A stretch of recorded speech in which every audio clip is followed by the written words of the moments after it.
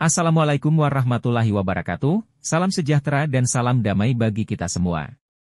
Kali ini Media Pahlawan akan membahas salah satu pahlawan nasional kita yang gerungan Saul Samuel J. Kepratulangi. Semoga dengan menonton dan mendengarkan video ini dapat menambah wawasan dan pengetahuan kita semua, terutama bagi para adik-adik yang masih duduk di bangku sekolah. Selamat menyimak. Dan jangan lupa klik tombol subscribe, like, share dan komen. Terima kasih. Gerungan Saul Samuel J. Kepratulangi. Pejuang dan intelektual Indonesia. Ia terkenal dengan filsafat hidup, Disitou Timoutou, yang bermakna, manusia baru dapat disebut sebagai manusia jika sudah dapat memanusiakan manusia. Dialah Sam Ratulangi, yang bernama lengkap gerungan Saul Samuel J. Kepratulangi. Ia termasuk segelintir orang Indonesia yang mampu bersekolah tinggi hingga mencapai gelar dokter.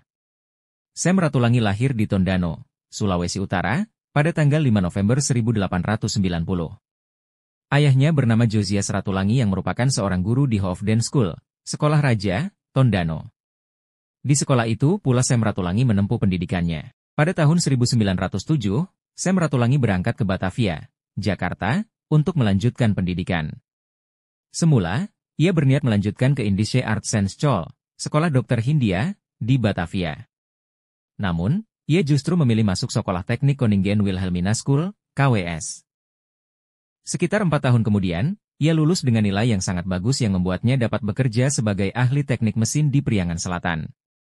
Ia sangat menikmati pekerjaannya, terlebih ketika itu tengah dilakukan pembangunan kereta api di daerah Bandung, Maos, sampai Cilacap. Namun, ketika ia mendapati perlakuan yang tidak adil, di mana gajinya jauh lebih sedikit dibandingkan kawan-kawan sekolahnya yang keturunan Indo-Belanda, ia memutuskan keluar dan kembali ke bangku sekolah. Sam Ratulangi lantas menempuh pendidikan di Lager Onderwijs, Law, dan Middelbare Akte. Ia kemudian menuju Belanda dan berniat melanjutkan pendidikan ke Vrije Universiteit van Amsterdam, Sekolah Guru Ilmu Pasti, Belanda. Namun, ia ditolak masuk karena tidak mempunyai ijazah HBS atau AMS. Atas nasihat Mr. J.H. Abendanon yang pernah menjabat Menteri Kebudayaan, Agama, dan Kerajinan Hindia Belanda, Sam Ratulangi meneruskan studinya di Universitas Zurich. Pada tahun 1919, ia berhasil menyandang gelar Doktor Ilmu Pasti dan Ilmu Alam di Swiss yang sekaligus menjadi Doktor Ilmu Pasti pertama Indonesia. Ia sempat ditunjuk menjadi Ketua Association des Étudiants Asiatiques, organisasi pelajar-pelajar Asia, ketika menuntut ilmu di Universitas Zurich.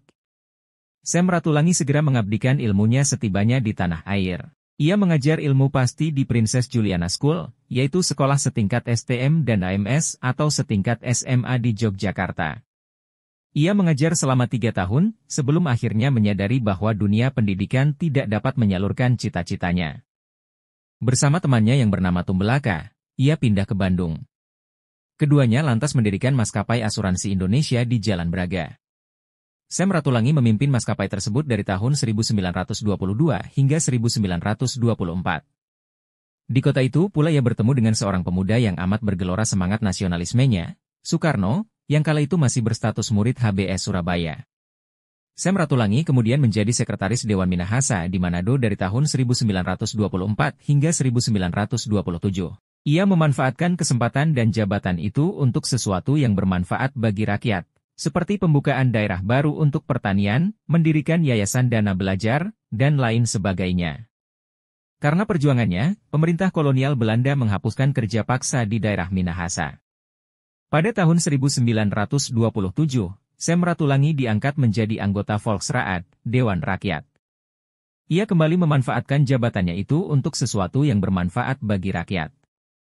Begitu keras dan berani ia mengecam kebijakan pemerintah kolonial yang diskriminatif, sehingga kerap dituduh sebagai sosok radikal dan ekstrim. Bersama Tumbelaka, Sam Ratulangi mendirikan Partai Persatuan Minahasa pada 16 Agustus 1927. Meski awalnya bersifat kedaerahan, partai itu kemudian berkembang menjadi partai yang bertujuan menggapai kemerdekaan Indonesia. Sam Ratulangi juga turut memidani lahirnya Persatuan Kaum Sarjana Indonesia pada tahun 1932.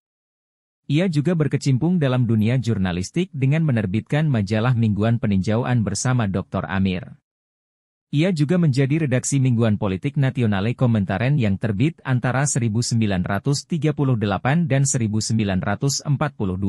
Sam Ratulangi terus berkiprah dalam pergerakan nasional hingga akhirnya Soekarno dan Muhammad Hatta memproklamasikan kemerdekaan. 2 hari setelah proklamasi, 19 Agustus 1945, ia pun ditunjuk menjadi Gubernur Sulawesi. Rakyat Sulawesi bergolak karena kedatangan pasukan Belanda yang membonceng pasukan sekutu. Dengan dalih hendak melucuti persenjataan Jepang, pasukan Belanda memanfaatkan kesempatan itu untuk kembali menjajah Indonesia. Para pejuang segera bahu-membahu mengusir Belanda dari tanah Sulawesi. Belanda menghadapinya dengan penyerangan dan penangkapan para tokoh pejuang yang dimaksudkan untuk menghentikan perlawanan rakyat.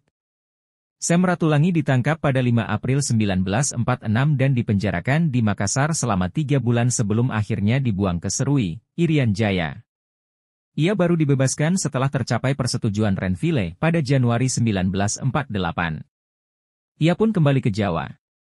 Belanda yang tetap berniat menjajah Indonesia, kemudian menjalankan politik pecah belah dengan membentuk Negara Indonesia Timur, NITE, yang ditentang amat keras oleh Sam Ratulangi. Bersama I Gusti Ketut Puja, Pangeran Muhammad Nur, TST Diapari, WST Pondang, dan Soekarjo Wiryo Pranoto, ia mengeluarkan pernyataan yang dikenal dengan Manifest Ratulangi.